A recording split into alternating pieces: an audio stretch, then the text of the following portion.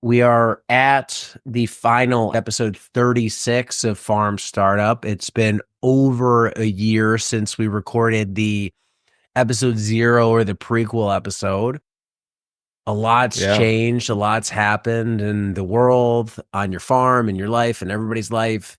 When you just look back at this journey, because you reached out to me as, hey, this is my drunk idea to do this thing, this show. Oh yeah. In hindsight, are you glad you had this experience and did it? Absolutely. I don't regret it one bit.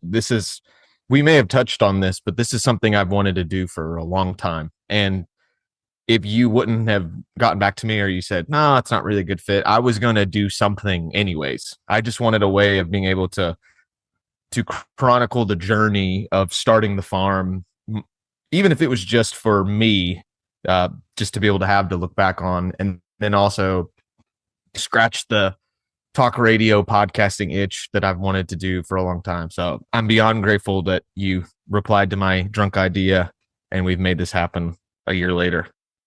Yeah, it's been really cool. It's been fun to do. And for people who don't know the backstory, I mean, that is how this episode came to be, and the show came to be. Alex sent me an email. Hey, I'd love to do a podcast going through my first year. I'm a new farmer.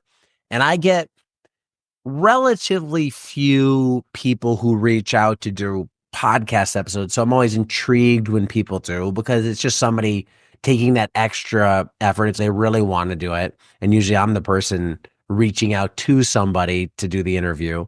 So when somebody reaches out, it's okay. They're enthusiastic about it. Let's see what it is. And we ran with it.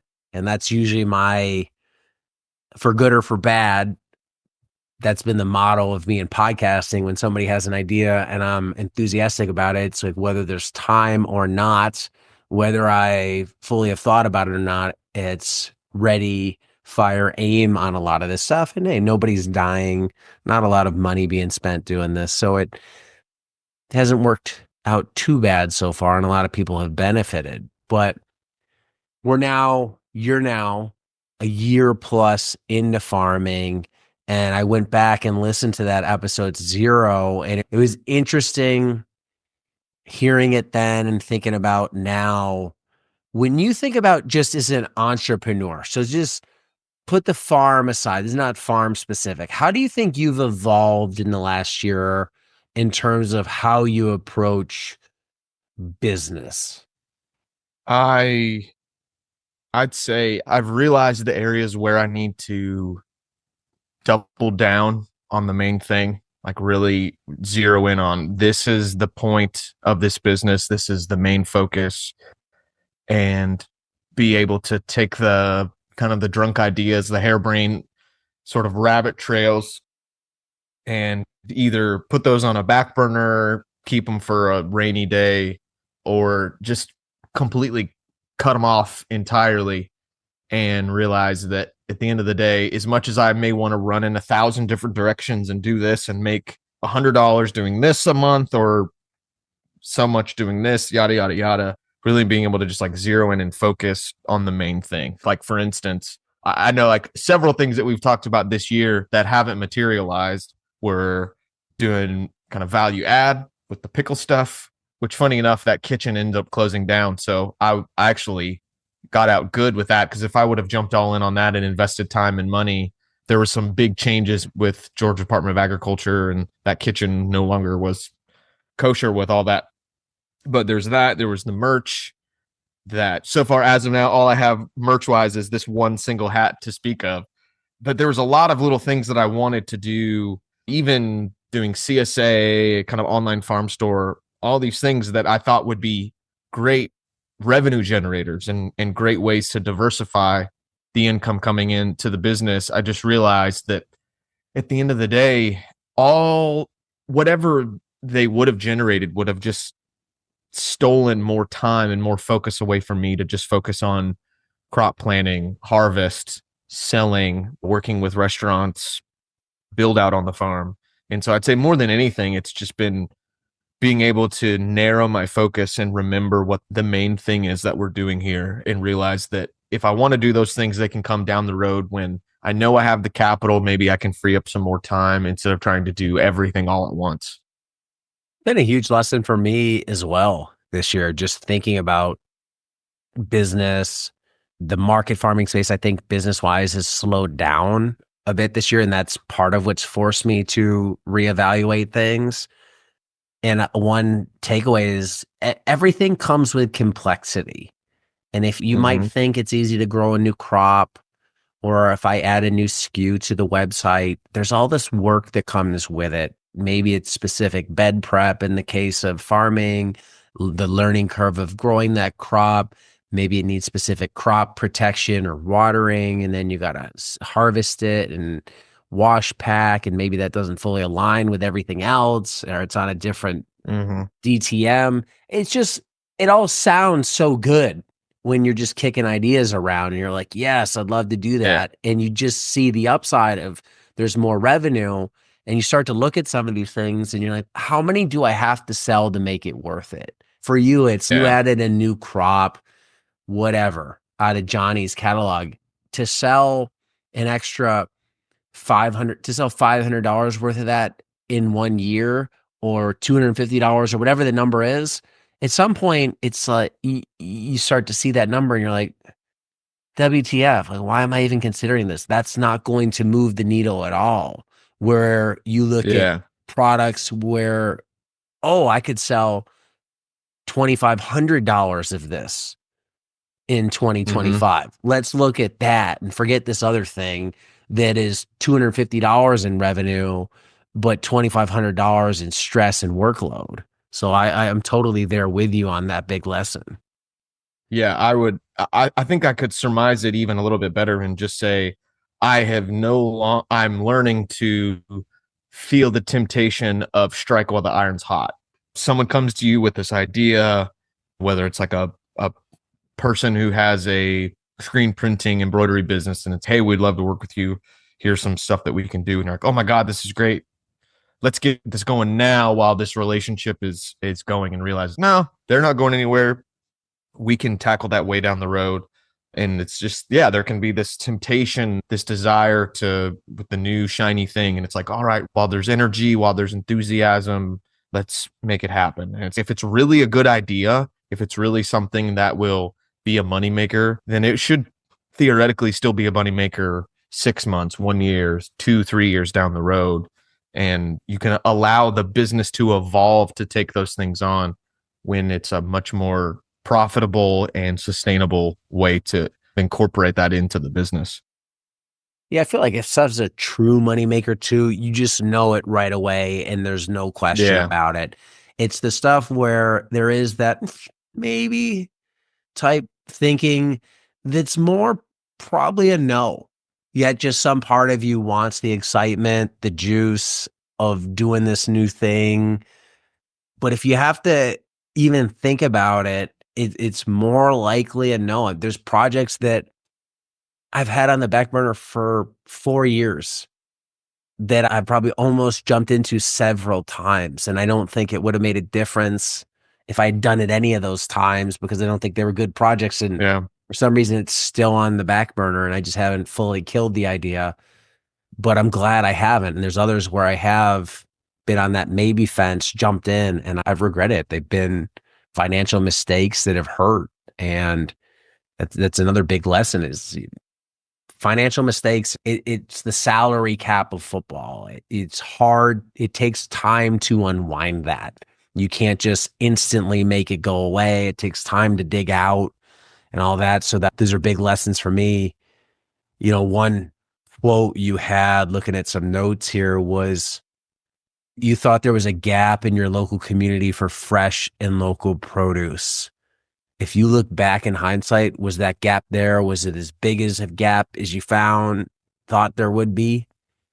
I think I would say it was a different gap than I had initially realized. I put a lot of stock in kind of my immediate friend group, our church community group, and there was a lot of enthusiasm in the conversations I was having. And whether it was just a financial thing or it could be 1,000 different reasons, but that never really materialized into anything significant. But through that, there have been a lot of other people who have really come out of the woodwork and have become extremely loyal customers and supporters of ours that they saw a Facebook post or they tried something that a friend had and so on and so forth. So yeah, we found our little community. We found our gap in the local food scene and have really, I feel like we've cemented a place for ourselves here. And if anything, I'm really proud that it doesn't feel like we've stolen anything. It's not, oh, such and such is working with this restaurant and now I've got the account and they have to go find something else. And or we've I don't even know how I could quantify stealing customers from another farm, but it really does seem like we've just been an addition to the offering for people where clearly the demand is far outpacing the supply, and which is in my opinion, is a great place to be able to swoop in as a new business and to be able to increase the supply and meet that demand for people. I know there's been a lot of conversation throughout the year of, is this market big enough? Is the farmers market big enough? Now, with a year's worth of experience in markets and hindsight, where do you lie on that? Is it big enough? Is it something that you look to move on from? Do you go the Cassie model of, I want to try and grow with this? I think Jim talked about that too in his Yeah. episode. How do you feel about this? Because I know it's been a big thread that needle's been all over the board throughout the year. Yeah, I think with some better crop planning, I could have made more out of what we had. I could have generated more sales, especially through the slower summer. Really, actually, looking back, summer wasn't as slow as I thought it was. And it was really the fall that slowed way down, which was really surprising to me. I could have done a little better with all that, but I think at the end of the day, whether it was the market or the city or there's a lot of different things, for the time being, I am going to take the rest of the winter and try out this other market in Athens. I've already been accepted, went through all the steps. Actually, they just sent me my invoice today for market fees, and we're gonna take a crack over the next couple of months, January, February. And if it feels like a good fit, if it just feels like, I don't want to say home, but it feels like we're a puzzle piece that fits in well there, and we can build some like good relationships with customers even in that short amount of time, then I think we're probably going to go that route, because I'm just at the point now where I would much rather put myself in a place to have more opportunity and basically allow my farm to grow to meet that market as opposed to the other way around. Pretty quickly it realized that I was trying to take what we were doing and fit it into the mold that was that market, whether it was what we were growing or how much we were bringing. And I knew that if anything was going to change, it was going to require some like hard work of us to make some change happen. And now it feels like with this new market that we're going to be going to, there is a lot of opportunity for me to grow, for the farm to grow, whether it's production, the way I run the business, the way I communicate about the business. And so I'm essentially extending my tent poles, so to speak. I'm giving myself a bigger playground to play in.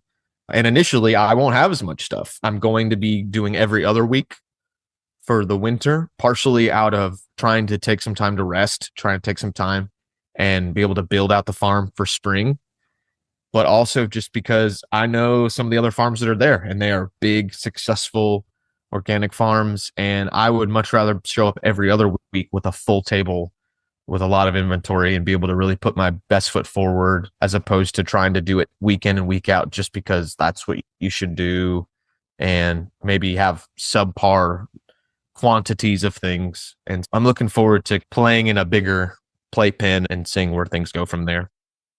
Are you at the point where you need to grow? Emphasis on need. Yeah, I think so. Even if I stayed with my current situation of working 2 days a week at the other farm, taking that income and then doing what I'm doing, there are some infrastructural needs that need to be done, whether it's like investing in a walk behind tractor or just changing wash pack, increasing the amount of seed that we're buying, doing more restaurant sales. So whatever it may be, because I feel like even within my time that I have now, I have the capacity to be able to do more and really refine my process.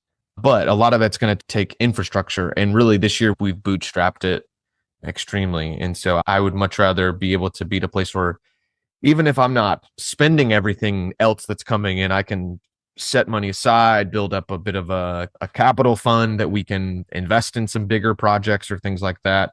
I do feel like we're at a point now that we've made it through our first year, it's time to really think about expanding production.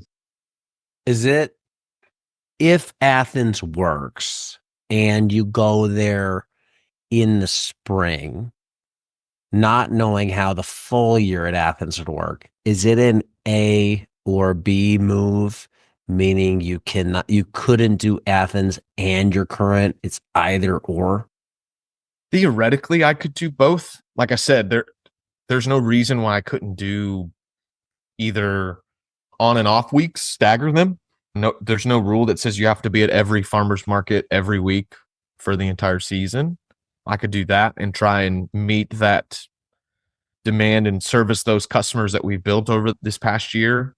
But as of right now, unless I were to hire somebody, there's no way that I can be both places at once.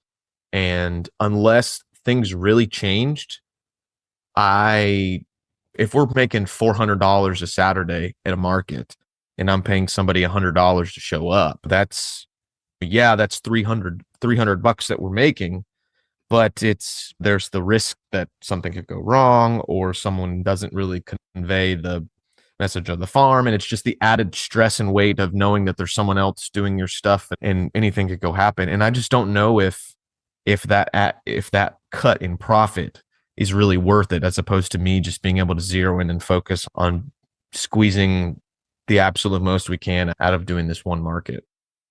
Yeah, because in the first episode, there was some numbers. One of your goals for year one was to break even and cover startup expenses, which was around 10 grand. Goal achieved? Oh yeah. Yeah. Okay. Yeah. We did that just in credit card sales at the market. Yeah. So we're good there. Another one was targeting $1,000 per week in sales through farmers market or 30 CSA members. Didn't go the CSA route. So farmers market, I don't think you hit that number. You were under that. So knowing that in hindsight, was that $1,000, was that just over ambitious? Was that pulling a number out of thin air, a want number? Or what do you think? I think it was a little overambitious. Now we had some weeks, we had a few $1,000 weeks if you include restaurant sales, which was something that was in my business plan that I wanted to do, but didn't really, at least initially, especially early on in our episode recordings, I wasn't thinking about restaurants. I really thought that like the CSA thing or the online store would really take off, and it didn't.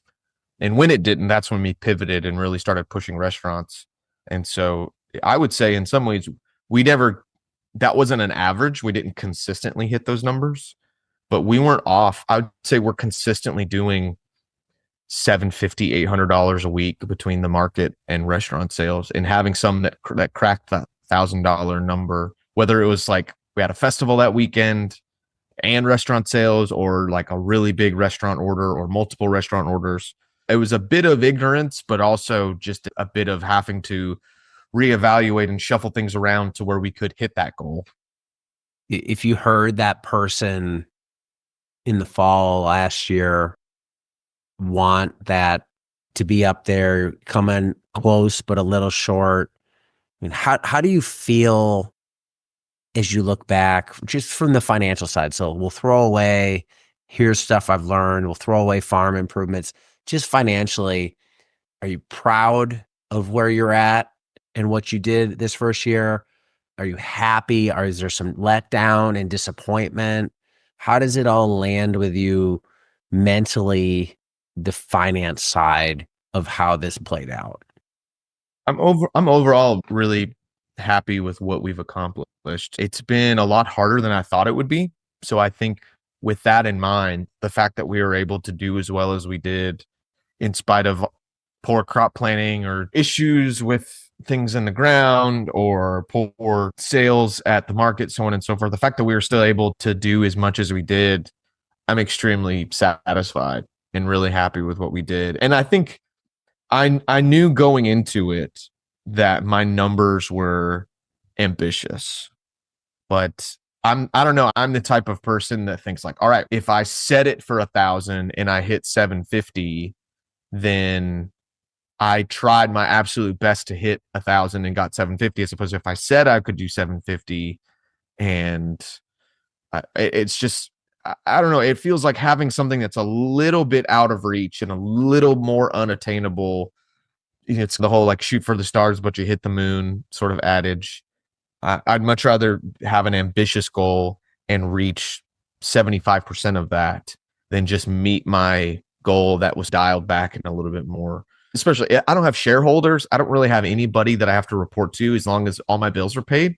And so it's not like I have some sort of thing that I am required to say, we're expecting sales to hit this number. And then if they're down, it's really going to affect the business. Like I can pull any number out of my ass that I want to. And if it's $1,000 a day, and if that's the motivation that I need personally to be able to get to my 750, $800 a week, then I'm cool with that. I just know how my brain works. Now, obviously within reason, I want to be realistic. And if I'm out there saying, yeah, we're going to do $1,000 a week at the market every single week, which I was saying very confidently, I feel like I have a little bit of egg on my face with some of that. But then again, I asked those questions to some people at the market and they're like, yeah, I definitely think it's possible. And I'm looking about, I'm like, there's no way.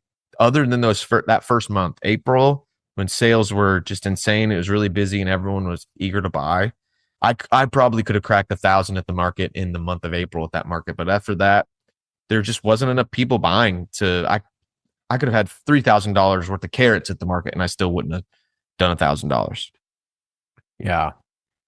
It's tricky. This is one thing I definitely struggle with myself, of setting financial goals and having various degrees of success of hitting them. And sometimes those financial goals they're want numbers, not Mm-hmm. rational numbers. And I still will beat myself up. It can be really hard. There's been times where I've gotten very down. And this isn't just with this business, it's been throughout my career where somehow I anchor myself to some number out there that's floating up without really trying to put math to it. And then you don't hit that number because it was just, where right there. Yeah. And it's just unrealistic. So now I'm cognizant of that. It's where's my want number that somehow my mind wants to lead me to, where if I hit it, I'll be ecstatic. That's winning whatever, the World Series or Super Bowl. But then there's where would I be happy if I got to here? So I banned Yeah. myself in a range. If I'm trying to get 100, if I get 40, I'm happy of that. If I'm less Yeah. than 40, then that's where I'm really disappointed. And if I get 100 or over, okay, that was nuts, and that's what I wanted. So But I think, even with that though, you'd say I'm going to shoot for 100, but if I get 40, then I'm okay. But if I get less than that, then we have a problem. There was an episode that we had back in early or end of spring, beginning of summer, where you asked me what my oh shit number was. Like, if you're consistently making X amount at the market, when do you start really reevaluating? Do I need to be here or do I need to really shake things up? And my number was at 500. And at that time, knowing where the market was and where I thought it was headed, that was like oh man, if I'm only doing $500 a week, then at the market, then I'm toast. And now I haven't hit 500 since probably August. And so it was one of those things where it's like what I thought was my oh shit number suddenly became my like unattainable number to shoot for just because things changed. Now, granted, at that moment, 500, that was all the sales I really had coming in. I wasn't doing anything else other than just the market. So now, I guess technically I haven't hit my oh shit number in several months because we've added in the restaurant sales.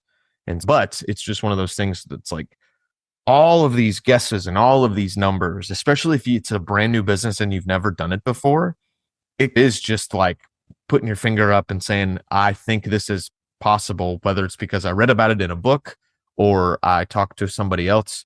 At the end of the day, there's so many different variables, and all you can do is just work to try and maximize sales and maximize profits as much as possible while also being able to minimize expenses, minimize costs so that you can take whatever little bit that does come in and really leverage it as much as you can. There's a lot of things I probably should have invested in this season that I didn't because I realized, all right, so sales are a little bit more challenging than I thought they would be. So we need to really lean things out so that we can continue to operate. I really had a lot that I wanted to buy this winter for next season. And it's no, we just need that to continue to operate. And it's just with all this stuff, these numbers are, yeah, just pulled right out of my butt in the end of the day. And I just have to work with whatever numbers I end up in my hand on the expense side, on the sales side, and just make it all work and hope that the sales outpace the expenses, at least at the end of the year. And we'll just keep moving forward. Yeah, I think a lot of times the oh shit numbers where it turns from the stress-free zone to the stress zone. If you're a new Yeah. business, I'm going to need this much to survive. That doesn't mean that's what you'll sell or what revenue you'll bring in, but that's a number you can calculate based on living expenses and capital costs of the business or ongoing cash flow costs of the business that you need to sustain itself. You need to make this much. So it's always the high number. I think that's why my body gravitates toward the high number. That's the number. If I hit, I'm not stressing. I can just roll. Where if I get down at the low end, that's where it's never the unsustainable number, but it's always Yeah. okay. This is going to be a lot harder than I wanted it to be or needed it to be right now. And it's reevaluating. It's what's maybe wrong. But there's a lot of information there. What assumptions did I make that are off? What did I think that was going to happen that just hasn't? Why hasn't that played out? Is something, am I misreading the market? Is something fundamentally wrong with how we're doing business? The product is pricing wrong. It just opens up this whole exploration. And that can be a great motivator as a business, especially early on, because it does force you to figure stuff out and reevaluate. And that's, you would dip below it and likely, I'm assuming, said, oh, we need to get more revenue. So I need to go door knocking and that type of thing. And often it is situations like that that successful businesses are built on, where you don't just, I want to say luck into it, but if you started at that farmer's market and it was a banger and $1,000 a week, that'd be great. But I don't want to poo it because you don't ever build that get back up itness, right? It's Yeah. the guy that gets drafted onto the Super Bowl team or whatever. And I think Derek Jeter, when he first came into MLB in the 90s, his first year, he won a World Series, then won 4 straight. And they're like, do you ever Mhm. not win World Series? And obviously, eventually he did not. But it's hard when you don't go through the struggle. And teams like, I always go to sports, but the Detroit Lions, who've just been terrible forever and ground it out and figured themselves out, you have to get there. And it's no fun as a business owner to go through Mhm. that. But I just wonder, do people get stronger at the end of the day by having to deal with these challenges? Are you better off having a $500 market, going out scrape to get restaurant sales? Who knows? You go to Athens this year, it's huge and it takes off. You never look back, but you gained all that skill, resiliency from this first year. Yeah. And it just, necessity is the mother of all invention, as they say. Necessity is the mother of get off your ass and go make it happen. Also, it's like necessity is the mother of the hustle in a way. Very few people hustle just because they like to hustle. Most people are hustling because they don't have choice. I've got bills to pay. I've got payroll that's got to be met. I have creditors at my door or blowing up my phone, whatever it may be. Very few people, at least early on, very few people are just really hustling and grinding just purely for the love of the game in a sense. And yeah, when you have those challenges, when you have the adversity, it really does. It shapes you, it molds you, it causes you to step back and go like, all right, how can we do this better? Where can we get sales from? I'm willing to explore different avenues that I thought were off limits previously, so on and so forth. And yeah, and I think because of that, I've actually found now that I love working with restaurants. If we would have talked in June, I would have been like, no, I really have no desire. That doesn't even sound like fun. And now I'm like, man, do I do a market or do I just double down on working with chefs? Because I feel like my people, I've gotten lucky. I haven't really worked with any terrible restaurants yet. And if anything, the one, my bread and butter now at the Row, Chef Eddie's really become like a close friend. I had dinner there the other night and told him I loved him before he left. And we've only known each other for a few months. And there's no way that I would have been able to build this sort of professional relationship and realize one, even just the quality of what we're doing and how we can pivot to service this aspect of the business if it wouldn't have been for a lot of piss poor markets that forced us to realize that we had to do it. And so, yeah, there's something I would never encourage anyone to like intentionally put themselves in potentially bad situations. Like try to mitigate them as much as you can, but never rest on your laurels. Know that when you meet adversity, when there's challenges, like it's such a great opportunity to grow. It's such a great opportunity to pivot and change and refine your process and really become much more efficient in what you do. Yeah, there's always it's the puzzle of business. There's something to solve there. And as long as you don't blow yourself up financially, then it's just, I guess it's mental stamina and your ability to want to keep going that keeps you in the game. Obviously, if you can't make the business work money wise, then it doesn't matter if you can solve the problem or not. If it takes 6 months, but you need the money now, you got to shut down. And I think that's where a lot of businesses get into danger is they can't recover financially. And I don't think you were ever there. No. And I will say, just in a real kind of vulnerable, practical thing, back in August, I think we qualified for SNAP through the government, essentially food stamps. And that was a huge burden off of our shoulders. I never really felt like I was someone that was like, I'm too proud, like I'm too good for government assistance. We never had it growing up. My parents were always like, unfortunately, in that sort of area where like they made just too much to get government assistance, but they didn't quite make enough that we could really live an extravagant life, just your typical American middle class income. And I think partially just because of the nature of what we do, both my wife and I being entrepreneurs, so much of our life is a write-off. So much of our life is a business expense that technically our income is extremely low. And that meant that we had an opportunity that we could take advantage of, like a program that's like free in there for the taking for those that qualify.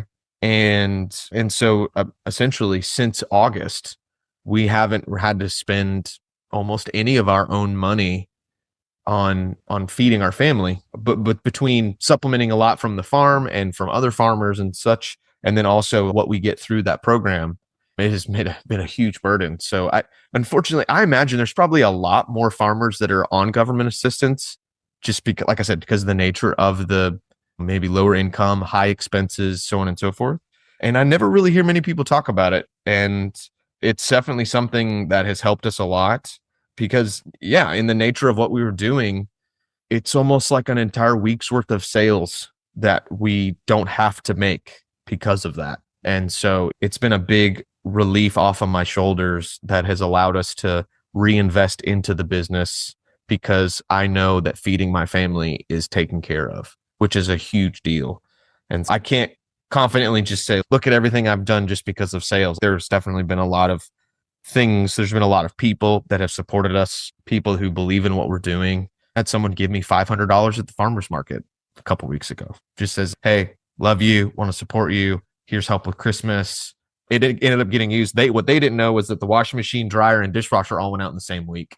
And yeah, for sure. And I'm not going to just sit here and say that this has been an easy year and that we haven't had struggles and that, the farm was able to pay me enough that we can continue to live and we live to fight another day because of it. No, there's been a lot of people. There's been help from the government.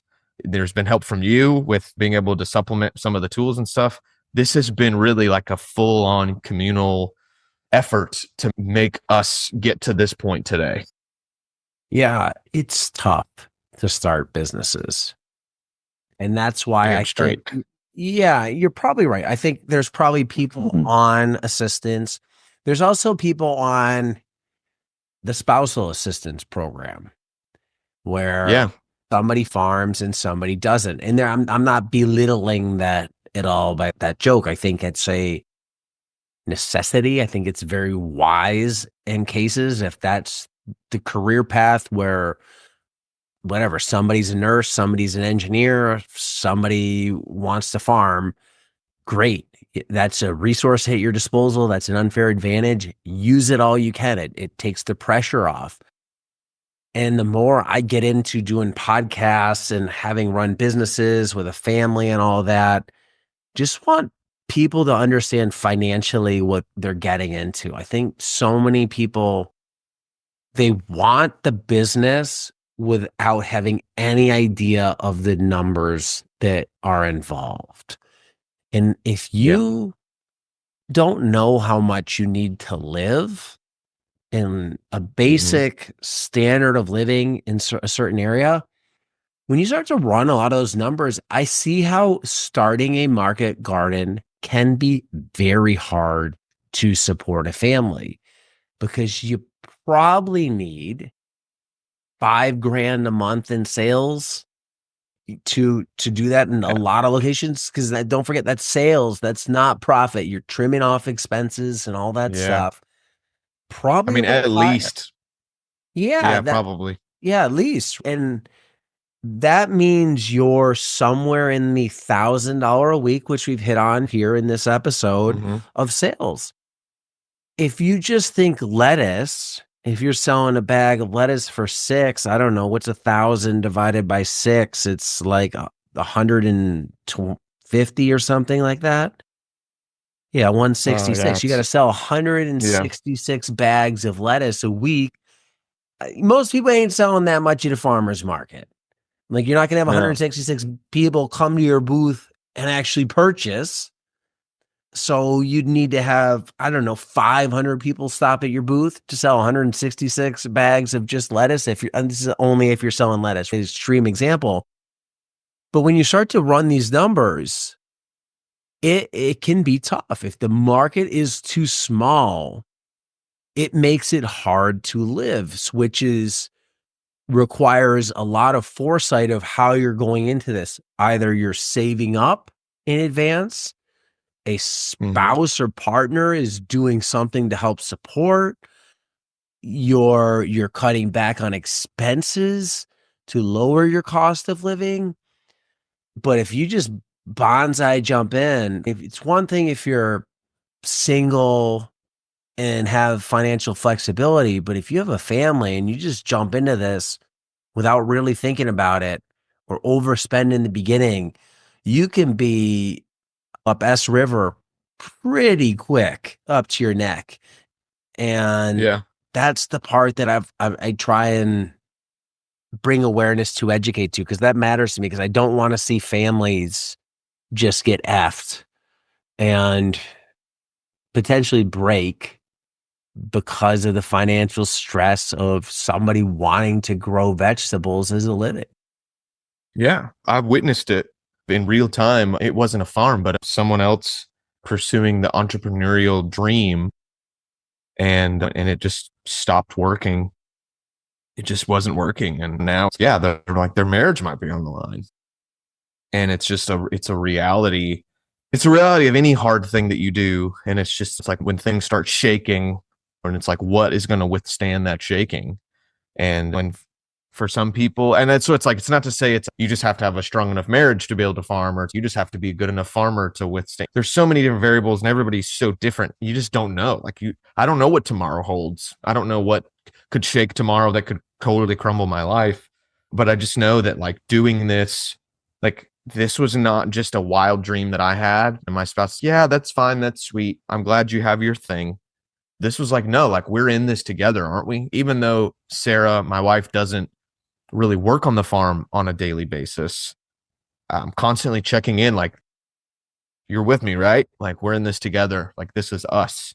She always asks me, like, why do you always say us? It's your thing. It's, yeah, but this is our life and this is what we're doing together. And even if you're at home doing homeschool with the kids, you're making me lunch, or if she ever makes me lunch, usually I'm just like grabbing some random leftover in the fridge. But it's like you are contributing to the business and our life all together. And in some ways, there has been this weird amalgamation of, yes, we keep the life and the business separate, but it's also become like the business is our life, especially for a farmer. We live here. I have to sometimes get up from dinner early to go and cover things before it gets too cold, or go kick off the water so the pipes don't freeze, or I have to be late for birthday parties because I farmers market doesn't end till 2. Sorry.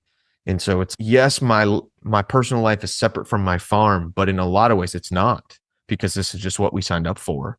And so being able to have a committed person who says, yeah, I'm in this with you. This is our dream together. We're doing this together. Yeah, there's no way that if this was just my fun little side thing, my little adventure that I wanted to do, there's no way that we would have been halfway as successful or halfway as happy as we've been. It really takes the yes of the whole family. Even if my kids don't realize it yet, it takes the yes of the whole family, and then a lot of your friends too, to really make this happen and be successful. Yeah, unless you're truly single. When a Yeah. single, you do not have a partner, you do not have children, or some parent or somebody else that depends on you. It's a team effort. Everybody's involved.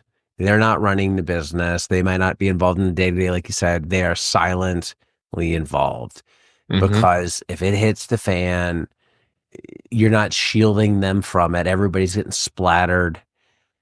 And if that business implodes, that could take the whole ship down and divide everybody. So I think, Yeah. yes, they are a business is built upon the the people in our lives that depend on the business, but yet also make the business happen. They're Mm-hmm. enablers for it. When you think about the year you had, was there ever a time where you thought, I made a bad decision, or I would love to trade this for something else, have a do over? Anything along that vein during the year where it would just hit hard and the mind went to, yeah, maybe this wasn't a good idea? I don't think I ever had any sort of like serious contemplations of that. I I would, those thoughts would cross my mind, like, am I crazy? Would this just be better if I just worked a job?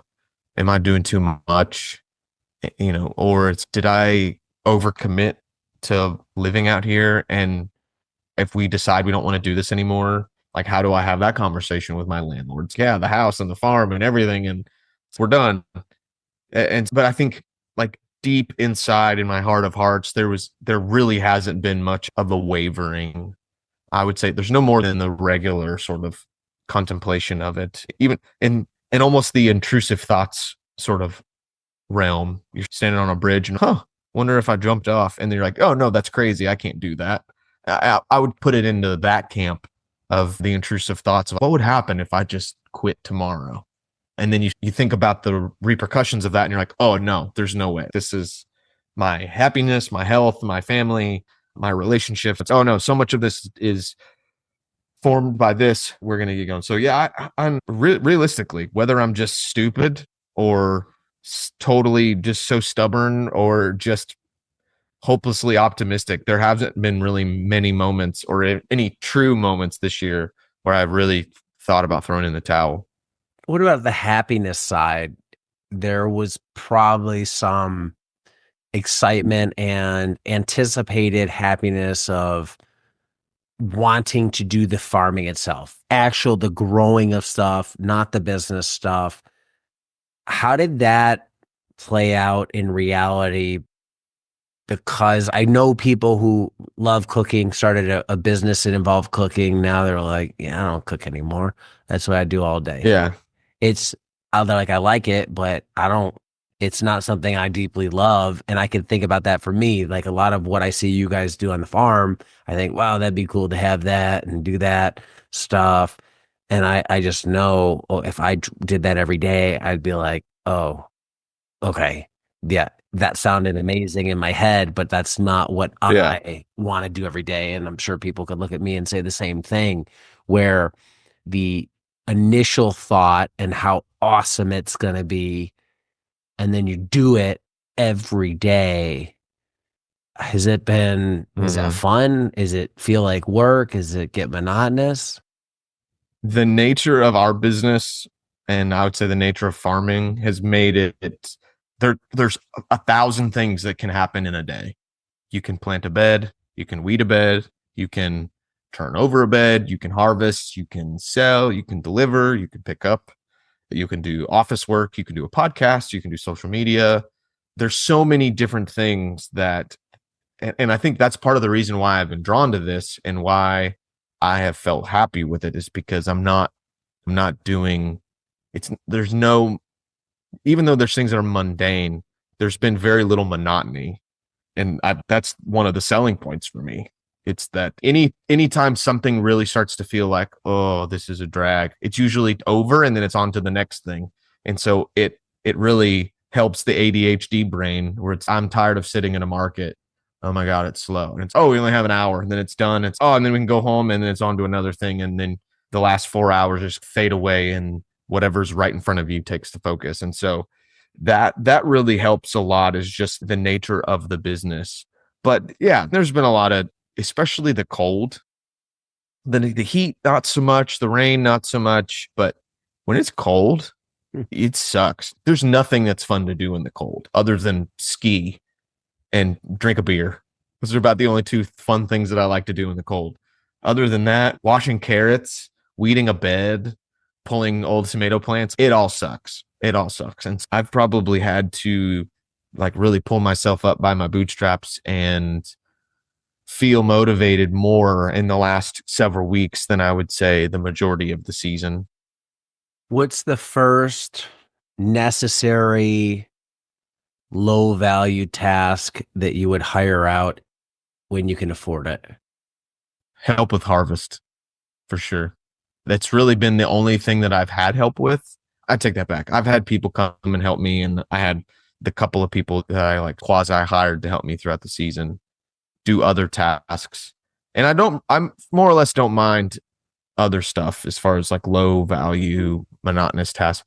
But man, harvesting, washing, everything that's involved in harvest, post harvest, I, yeah, You'd if I could never do do that again, everything you'd be else, okay with that? yeah, other than just to have my hands in it for quality control. Yeah, if I never had to pick another bunch of hackeri turnips and make sure there's no aphids in it, yeah, I'd be happy as a clam. Yeah, there's always those things with the business, and it's funny. Some of them you always think you want to get rid of them, and you just never seem to be able to.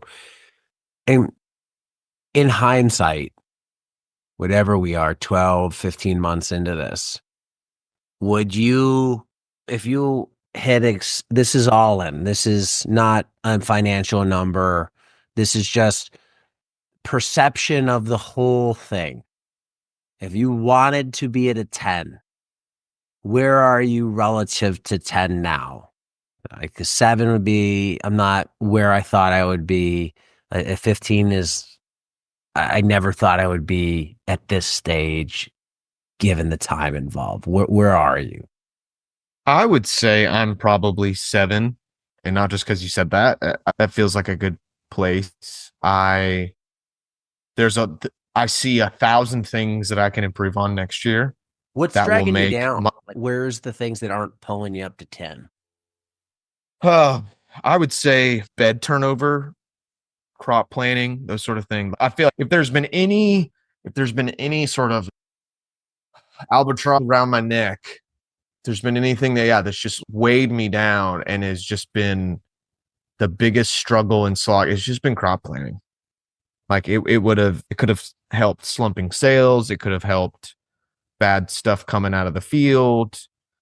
So many different things could have been improved if I would have just done better with crop planning. And we have improved greatly from the beginning of the season. There's still just I'm really only now growing through winter for the first time. And so as things start to cool down and as we approach the solstice, it's oh man, it's like a whole new game now. Stuff's growing way slower. There it can be susceptible to cold and freezes. And I've lost a lot of stuff. I've had stuff just sit in the field too long. I've had stuff grow faster than I thought it was going to grow, stuff that just won't sell.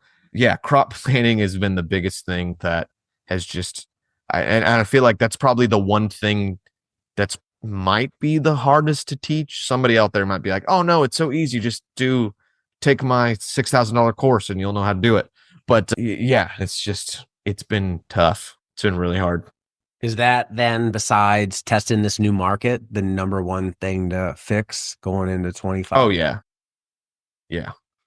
Yeah. I would say fix fix crop planning and increase production, which those kind of go hand in hand because I could if I had better crop planning and I got beds flipped sooner and had things ready to go in them, I could have probably I think I could have increased sales by 30% maybe if I had better management and I was really dialed in off of the small amount of space that I have.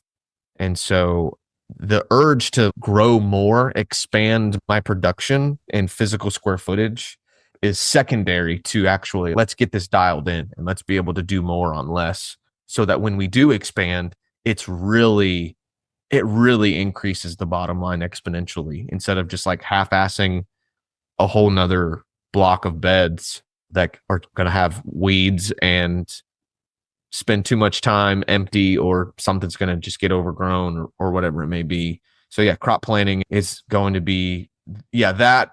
And then even still, crop planning will hopefully increase production to increase sales, which will then make this new market better. So it all revolves around that one thing.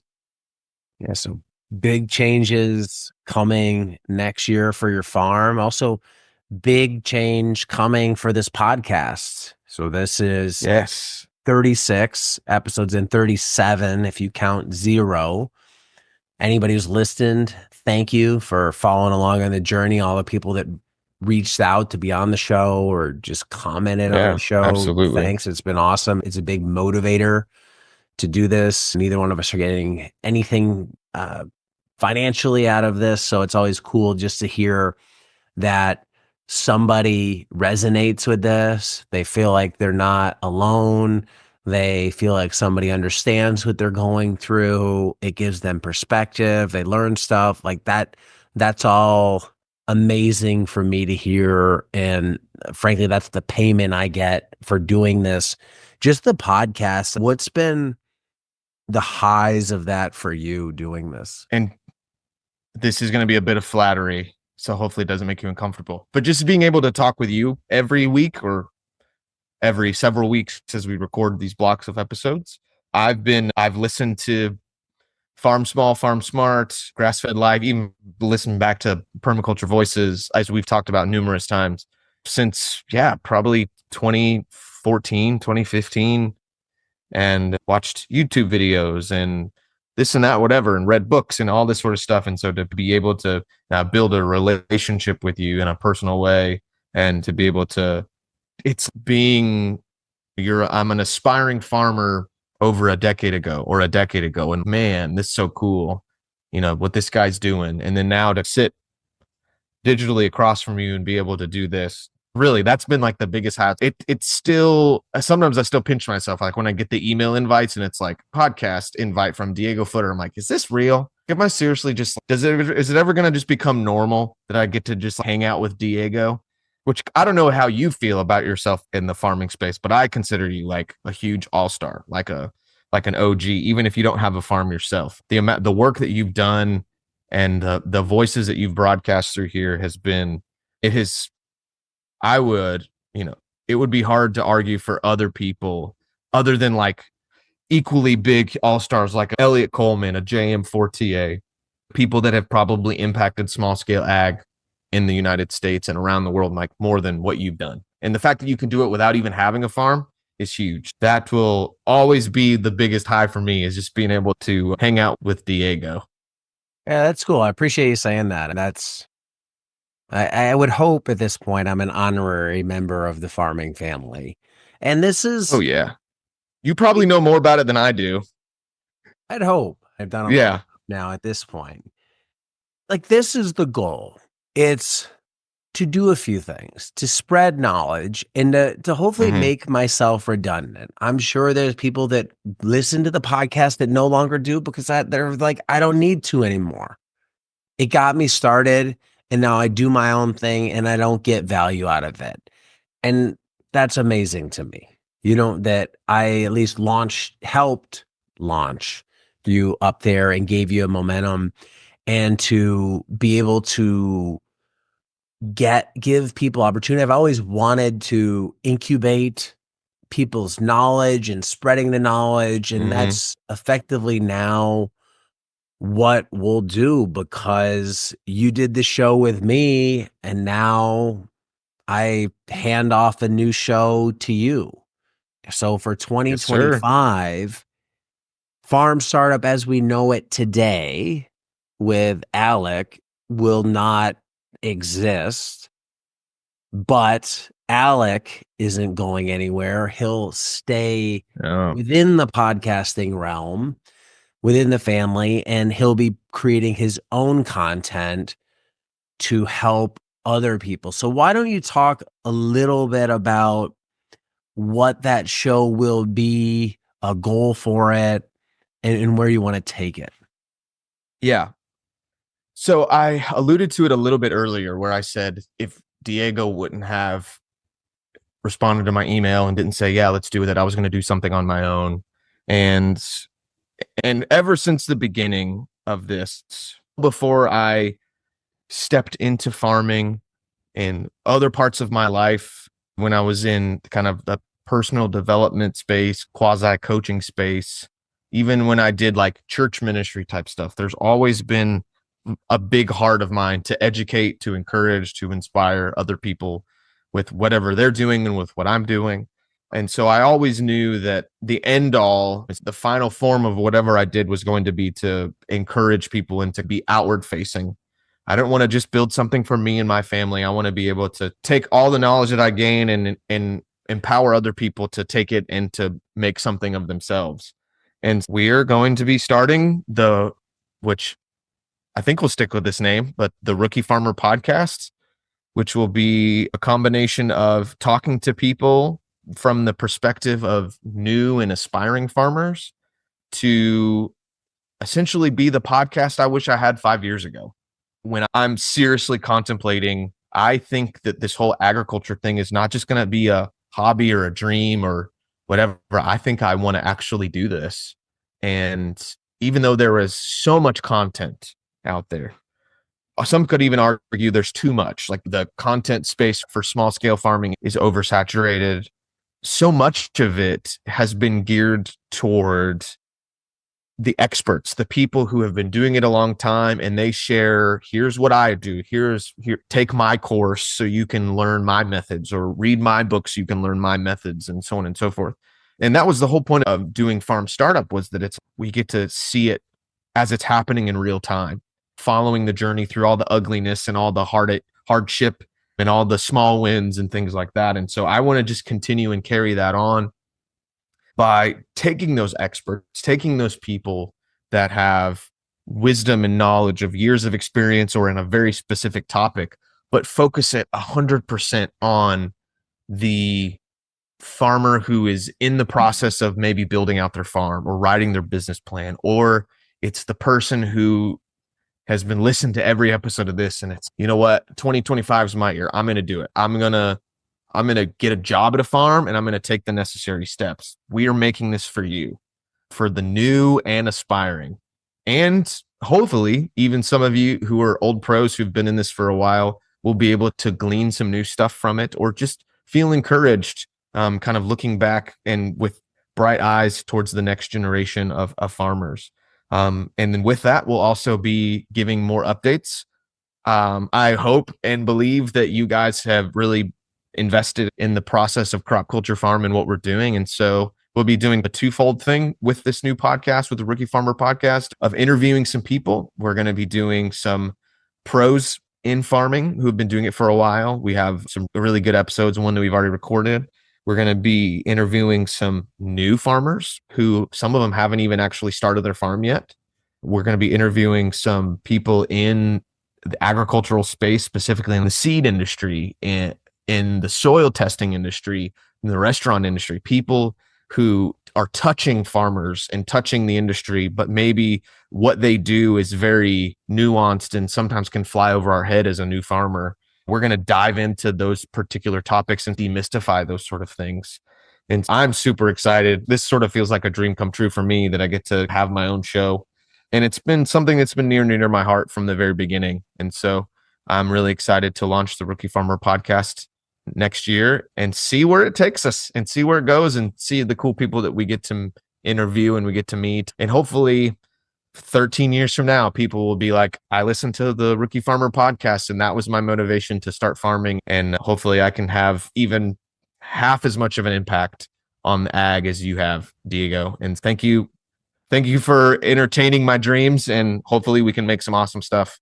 Yeah, absolutely. And it's my dream to do this, to facilitate. So a couple things to play off that. One, if you're an experienced farmer or somebody at the beginning stages and you want to be on Alec's podcast, where do you want them to reach out to you?